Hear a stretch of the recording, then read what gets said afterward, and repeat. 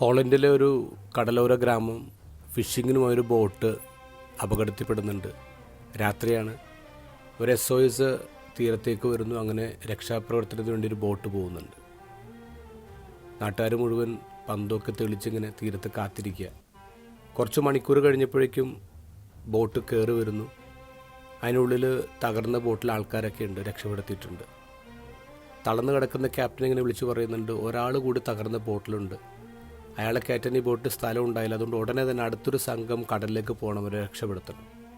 അങ്ങനെ കുറച്ചുപേർ വോളണ്ടിയേഴ്സായിട്ട് മുന്നോട്ട് വരുന്ന ആ കൂട്ടത്തിൽ 16 വയസ്സുള്ള ആൻസ് എന്നുള്ള പയ്യൻ വരുന്നു. ഞാനും പോകാമെന്ന് പറയും. അപ്പോൾ അവൻ്റെ അമ്മ അവനെ തടഞ്ഞിട്ട് ഇങ്ങനെ പറയുന്നുണ്ട്, മോനെ നീ എന്ത് പൊട്ടത്തരമാണ്, വട്ടാണ് പറയുന്നത്. 10 വർഷം മുമ്പ് നിൻ്റെ അച്ഛനെ കടൽ കൊണ്ടുപോയി, 2 ആഴ്ചയായിട്ടുള്ളൂ നിൻ്റെ ചേട്ടൻ പോളിനെ കടലിൽ നഷ്ടപ്പെട്ടിട്ട്, ഇനി നീ കൂടെ പോയ പിന്നെ വേറെ ആരാണ് എനിക്കുള്ളത്. അവരിങ്ങനെ വാവിട്ട് നിലവിളിക്കുക. അപ്പോൾ ആൻസ് പറയേണ്ട, അമ്മ എല്ലാവരും ഇങ്ങനെ പറഞ്ഞാൽ ആര് പോകും അമ്മേ. എന്നിട്ട് അമ്മയുടെ സങ്കടം വകവയ്ക്കാതെ ബോട്ടിൽ കയറി അവൻ കടലിലേക്ക് പോവാം. മണിക്കൂറുകൾ കഴിഞ്ഞ് തിരിച്ചെത്തുമ്പോൾ ബോട്ടിൻ്റെ തലപ്പത്ത് തന്നെ കയറി നിൽപ്പുണ്ട്. ഇപ്പോൾ ക്യാപ്റ്റൻ ഉറക്കെ വിളിച്ചു ചോദിക്കും, ആളെ കിട്ടിയോ?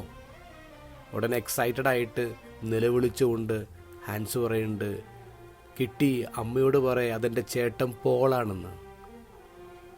ഇന്നത്തെ ഗോസ്പലിൽ ഭക്ഷണം കഴിക്കാൻ പോലും സമയമില്ലാതെ ജനങ്ങൾക്ക് വേണ്ടി ജീവിക്കുന്ന ഈശോയാണ് കാണുന്നത്. അത് കണ്ടിട്ട് ചില നാട്ടുകാർ പറഞ്ഞു അവന് വട്ടാണെന്ന്. അത് കേട്ടിട്ട് വീട്ടുകാർ അവന് പിടികൂടാൻ പോകുന്ന കാഴ്ചയാണ് ഇന്നത്തെ ഗോസ്പൽ.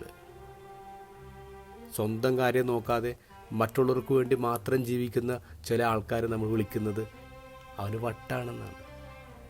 ഇങ്ങനെ വട്ടുള്ള ചില ആൾക്കാർ കാരണമാണ് ഈ ലോകം ഇന്നും ജീവിച്ചിരിക്കുന്നത്.